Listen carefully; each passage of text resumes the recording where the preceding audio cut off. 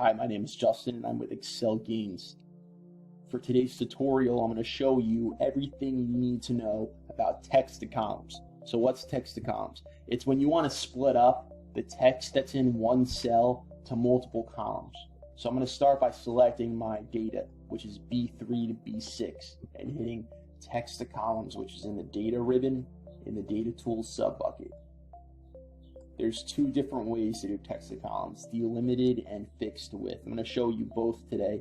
That way, situationally, however your data may come to you, you will know the right approach. So for the first example of delimited, I'm going to hit next.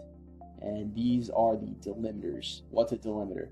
That is how your data is split up within the cell. So you see in the data preview in the bottom, if I were to select space, every time there's a space in the data, it's going to distribute that to a column. Or if it's split up by commas or semicolons, etc., etc. For today's example, these are line breaks. And to get this dot clicking, if you look really hard, you see a dot that's clicking. You're going to go ahead and hit Control J.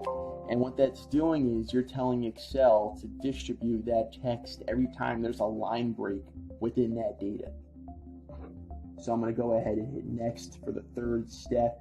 This is also where you can format the text that's going to be distributed. So just say I wanted the zip code to be text. You'll see in the top here that it says text. These two are still general. And also the destination of where I want my data to start is going to be column C. And then hit finish. Those already data here, do you want to replace it? Yes, you do. So hit OK. And there you have it. My postal information is now in column C, D, and E. For the second example of text to columns, this is the fixed width.